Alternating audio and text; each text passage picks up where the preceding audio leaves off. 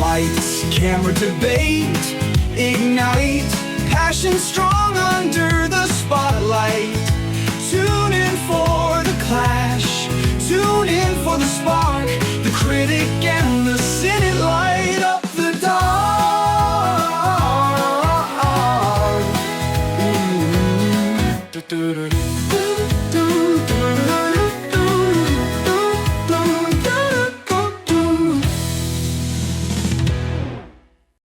Welcome back to The Critic and the Cynic. Alright, so the first one that popped up is The Lovely Bones. This is the one that I was probably the most unsure of. I've seen it a few times. I like it as a movie. I don't think it ever really... It gets sad. It has a lot of deep things going on in the movie, but does it make you cry? Will it make you cry? I have seen it. It deals with death. Yeah, but I don't remember crying at it. All right, so let's go ahead and see if we can pull up the... And obviously, like, this one is very popular. It was a book first. They turned it into a movie. I never read the book. I've heard more about it than I actually have experience with it, because people just were talking about this nonstop. Still talk about this all the time. Right. So The Lovely Bones came out on January 15th, 2010. And it was directed by Peter Jackson. Okay. One of his not lesser known, but definitely less popular, because he does the Lord of the Rings and everything. All right, the tagline reads, "The story of a life and everything that came after." And then the premise reads, "After being brutally murdered, 14-year-old Susie Salmon watches from heaven over her grief-stricken family and her killer. As she observes their daily lives, she must balance her thirst for revenge with her desire for her family to heal." This stars Saoirse Ronan in the first thing that I ever saw her in. I think probably most people probably saw her first here as well. Oh, no. Well, maybe this was first, but I know her best from Atonement. Okay, yeah. This, at least, I think this put her on the map. It's her voice that does it in the movie. Like, for sure. Actually, come to think of it, Atonement came first because 2010, I was already done with college, and I definitely watched Atonement while in college. Okay, I guess. But it's not her movie, and it might not be her movie, but it's where I know her the And I would say with Atonement, a lot of different little girls could have played the same character. Maybe. But only she probably feels the most fit for her role as Susie Salmon in The Lovely Bones. Of course, I'm over here reviewing it without having rewatched it and everything, but I like the movie. I always planned to read the book that it was based off of, but I never got around to it. But this is the one I'm most unsure of in terms of being emotional. Now, have you heard what's his name? This guy here. Stanley Tucci. Yeah. Have you heard that Ryan Gosling was actually going to play that role? In the movie? He was much younger at that point. He got fired. Why? I don't remember. But I've definitely heard that multiple times over the years. They replaced him. Ryan Gosling got fired from The Lovely Bones? I think they didn't like what he did with the character. What could he possibly do to the character to make him hate him more? I have heard multiple times over the years that maybe it's a rumor. Saoirse Ronan landed the role of Susie based off of an audition tape that she sent in. They were so impressed by the tape that no meetings or further auditions were even necessary before they offered her the lead role in the movie. That's how good she is in the movie. Oh, wait, no, I guess I was wrong. He was cast as the father. Oh, the dad. Okay. That makes a lot more sense than Wahlberg. Okay. I could believe Ryan Gosling as the dad of Saoirse Ronan. I don't so much, because you got Mark Wahlberg and Rachel Weisz, who both... you can imagine the kid that they would have. If you just look at them, they're both dark-haired, like... So, according to this, they never started filming with Gosling, but the cast had done some preps by the time he got fired. But does it say why? Just he does things? Because he decided to gain 60 pounds for the role, and the director was like, F no. I don't think Mark Wahlberg gained anything for it. That's because that was his decision to gain weight for the role, and he was not told to do that, and they didn't like that he did that, and so they fired him and replaced him. After he gained weight? Yes. That's terrible. You got fat. Get out. That seems like a lawsuit waiting to happen, but all right. No kidding. 4 hours later. We had just got done finishing the first film on the list, which, if you don't recall, is The Lovely Bones. So, I can't even remember the last time I watched this movie. I've seen it 2-3 times before this, but I couldn't remember what it was specifically about it that I liked. I just knew that I liked it, but we were trying to find out if it was really a tearjerker or not, because I don't remember it being a tearjerker the last time I saw it. But what do you think? I would say that it is. I mean, throughout the movie, I teared up. Yeah. There's not, like, usually with tearjerkers, the movie is pretty, like, average, like, not sad, not happy, just kind of, like, normal. And then at the end, they kind of, like, gut punch you, right? And so then you sob for the last half hour. But this wasn't like that. This was kind of like... Yeah, I would say the same thing. I would say if we had to categorize what makes it a tearjerker, I would say the sick/death category. I think that there's a lot of that in our list, but there's also tears of happiness in the list too, but not much, I would say. Well, yeah. The next one is more of a tears happiness, in my opinion, than sadness, if I can recall correctly. But anyways... Yeah, this one had me misty-eyed a few times here and there scattered throughout the film. I would say the main reason why I liked it in the first place has to do with just it's a beautiful film. Well, yeah, the visuals are impeccable. And not just the beauty of it. Sometimes it is the horror of it. It's like that bathtub scene. Yeah.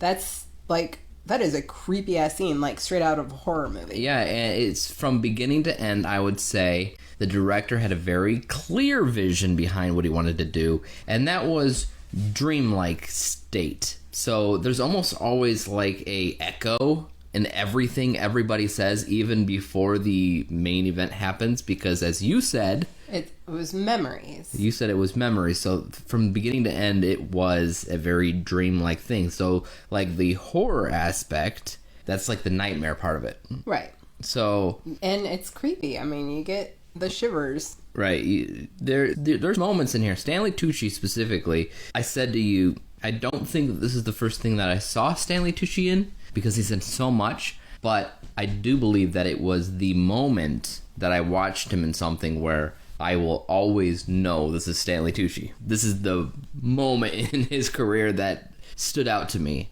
Yeah, he was perfect. Yeah, like I could see a bunch of people turning this role down because they're like, I don't want to be like, looked at it as that kind of person, but he did such a great job with it. I know that there are differences between the movie and the book. I have never read the book. And I have not read the book either, but I understand the book wanted to focus a lot more on Susie's character change, her family, and stuff like that. And the movie wanted to balance that out, which it had a lot of that in there, but it wanted to balance it out with a lot of karma for the bad guy. They wanted there to be some tension trying to find this guy, while the book did things differently.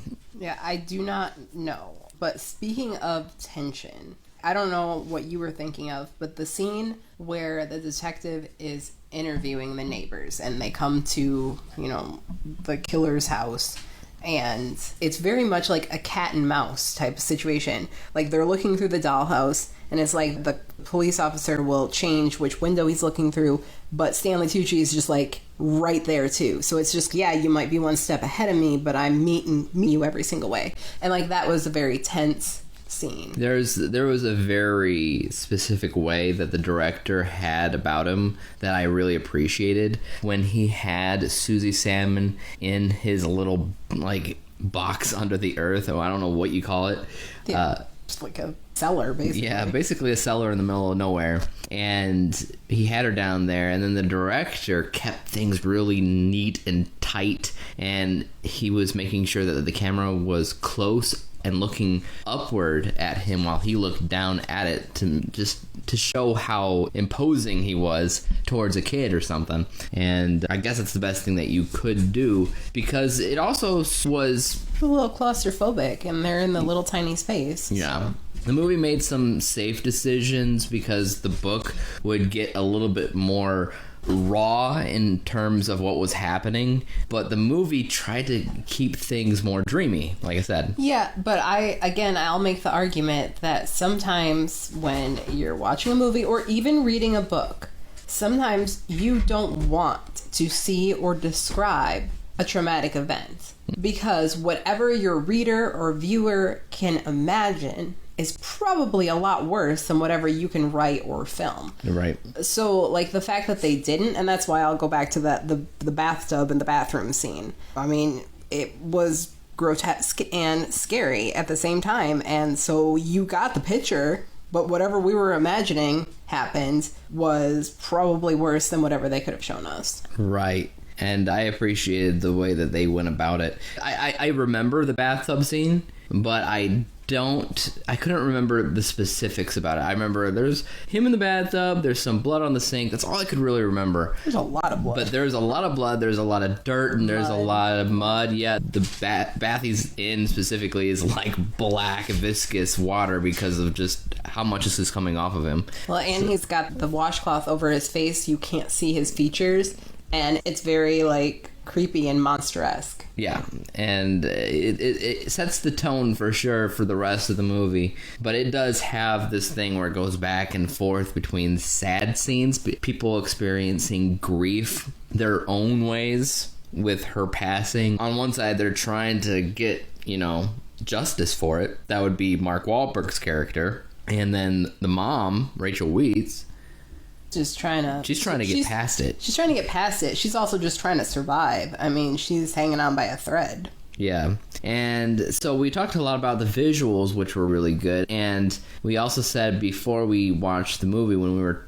trying to predict if it would be any good or whatever, make it be an actual tearjerker, was that the girl playing Susie Salmon, Saoirse Ronan, she sent in an audition tape, and the director said right then and there that she got the job. Well, she's perfect. Yeah, and she's done a lot of things here and there throughout her career. I don't think anything's been as iconic or as memorable as Susie Salmon. That's again where I'm gonna just disagree a little bit, because Atonement, her character, actually that whole movie Atonement just really stuck with me. That's fine. Like, it's not her movie. No, it's not, but she was iconic in that movie for me as well. But I'm going to say, like, even when she wasn't in the scene, when she was just narrating things, I mean, like, that's why that's why she was hired, is her voice. Yeah, her delivery is perfect. Because, but it was like, also her eyes, apparently.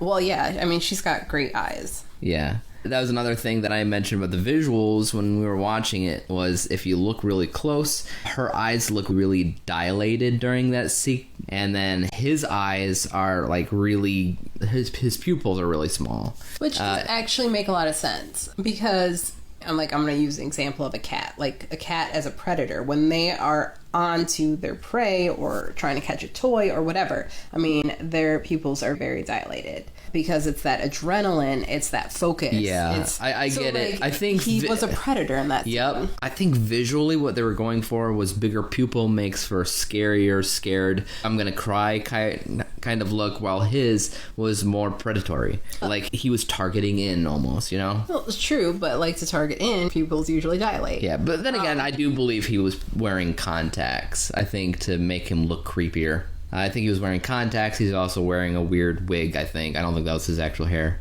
But, like... Well, and he had something going on with his teeth. I don't know. He had something with his jaw, yeah. Like, I don't know if it was false or if it was just acting or whatever. But, like, everything about him was just... he did a good job. That's the point. Yeah, they did a good job. And you were mentioning a lot with Ryan Gosling. He was supposed to be the dad. And I made an artistic choice to gain weight to play this dad, and apparently they didn't want that. Apparently they wanted, like, a little sexy time. Yeah, well, exactly. And apparently about weight because Susie Salmon's like, I'm gonna grow up to take pictures of nature, take pictures of wild elephants, but for now I'm just gonna have to make do with taking pictures of my fat neighbor, basically. Yeah, well, yeah, and then in the first scene where she's talking about, I mean, at that point she's like, I've been murdered, blah blah blah blah blah. They have this, you know, overweight guy behind her kind of staring at her, and so like you were like, oh man, maybe that's the guy, because he's kind of like stalking her and like watching her, and that's creepy. And then she's just like, yeah, it wasn't him. He's weird, but it wasn't. He's weird, but he's actually a really nice guy. His daughter's also gonna die.